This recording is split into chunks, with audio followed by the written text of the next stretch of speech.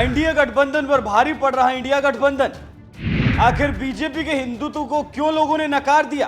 क्या कारण है कि जनता बीजेपी को नकार रही? महाराष्ट्र विधानसभा चुनाव और झारखंड विधानसभा चुनाव बड़ा दिलचस्प मोड़ पर पहुंच चुका है। जनता अब निर्णायक मोड़ पर है।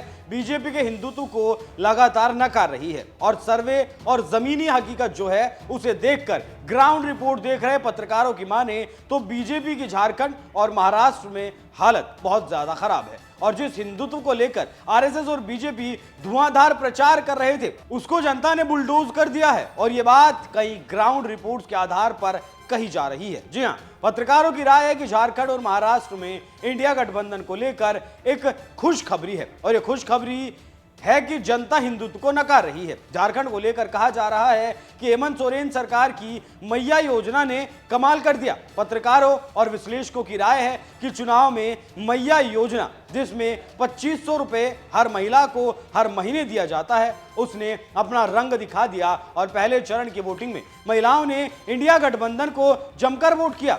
जानकार कह रहे हैं कि बीजेपी की गोगो दीदी योजना पर हेमंत सोरेन की योजना भारी पड़ रही है। इसके पीछे विश्लेषकों का तर्क है कि जो पहला चरण खत्म हुआ उसमें महिलाओं ने अपनी भागीदारी का एहसास करवा दिया। झारखंड विधानसभा चुनाव 2024 पहले चरण का चुनाव खत्म। पहले चरण में आदिवासी सीटों पर भारी मतदान। आदिवासी सीटों पर महिलाओं ने किया कमाल। पहले चरण में महिलाओं ने इंडिया को आगे कर दिया।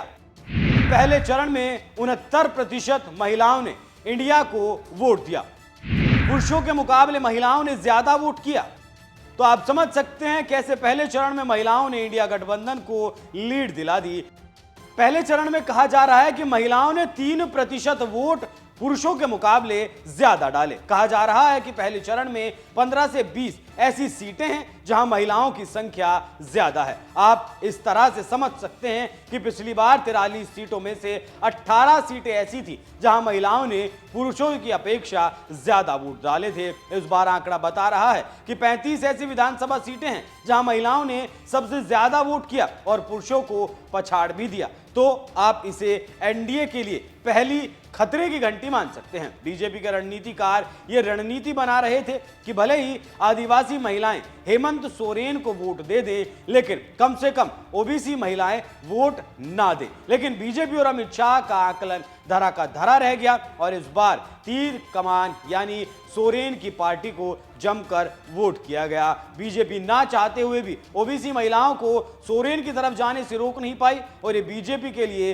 दूसरी बड़ी परेशानी थी। इसके साथ ही साथ झारखंड में लोग नेता को नहीं जानते लेकिन तीर और कमान को और साथ ही जेएमएम को जानते हैं। हेमंत के प्रति आदिवासियों में जबरदस्त क्रेज है। ऐसे में लोगों ने जमकर हेमंत सोरेन को वोट किया और ये बीजेपी को भारी नुकसान कर गया।